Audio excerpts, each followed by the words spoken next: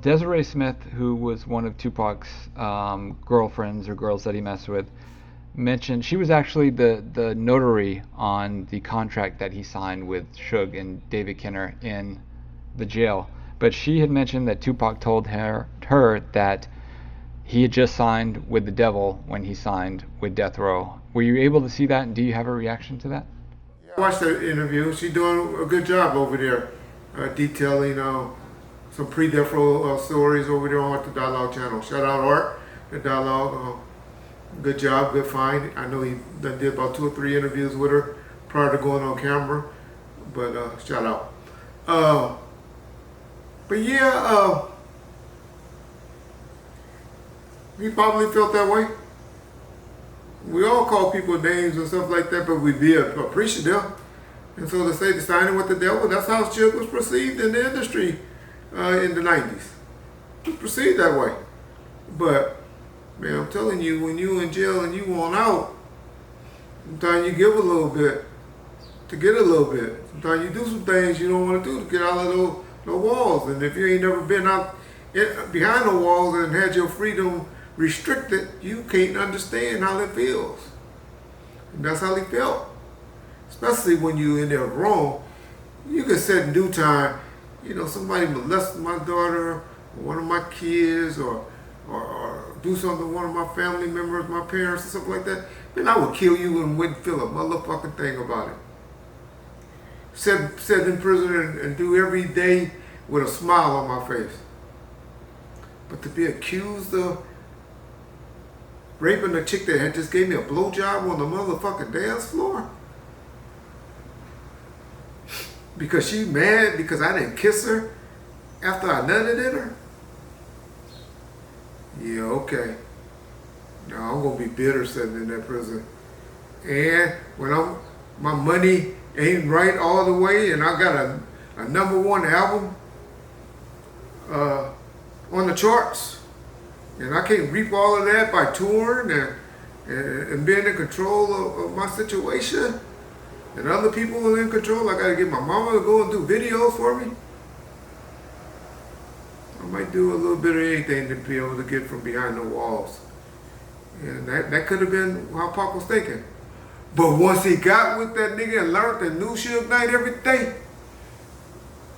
let's hear someone say those niggas didn't love each other like brothers. Bring me one person to give an interview to say those niggas wasn't there. They wasn't one.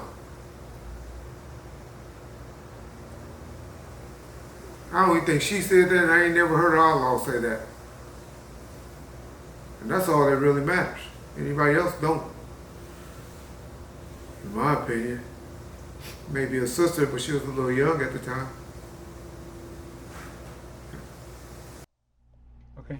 So speaking of Tupac's sister, she called an audit on the estate to, try to figure out what all they have in inventory and don't have. And in the article where I was reading this, it stated that her lawyer was speaking on her behalf, and her lawyer is Donald David, who you spoke of before. Yeah, Donald David. Donald David is been I guess the family's attorney for a while. He is the one that was threatened to sue us, and he's the one that got the settlement agreement and everything done with Death Row. Him and Dina LaPote, I think Dina LaPote and him had a good working relationship, where she was more of the transitional attorney, and Donald David was more the litigator for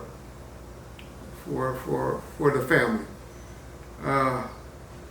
I hate that lawsuit is going on, because I know how much Miss Shakur and Tupac really respected Tom Whaley for what he did for them, and all of that. So to say that he's doing a bad job, it's going to be interesting to see. But since Miss Shakur died, they said he received $5.5 million. He don't receive 1 red cent for his services. but he gets 20%, like the manager, of everything that's generated. So for him to justify taking $5.5 million, that means he had to generate $1 million for deals that he done made for the estate. So that's about 20%. I know it's a little more, 5.5 million. So he done made, that means Tupac, since Miss Shakur died, I'm not sure what year she died, but since he took over the estate, he's been able to take 20%, which came up to $5.5 million. What's going on over there, I don't know. I know there was a court proceeding last week, and y'all can go online and read to see what happened. I think it got postponed. And so August 8th, there should be something going on by August 8th, another court date hearing, I believe is the date that the article I read is something coming up. So yeah, probably by the time this next interview, today is the beginning of August the 1st, even though it's probably not going to be up. Probably going to be up today on my birthday, August the 5th. So y'all niggas want to cash out a nigga some money for his birthday, August the 5th, hit Reggie Wright up. I think it's, I don't know. Cash out Reggie Wright. Look for Reginald Wright. Cash out. Tell the nigga happy birthday.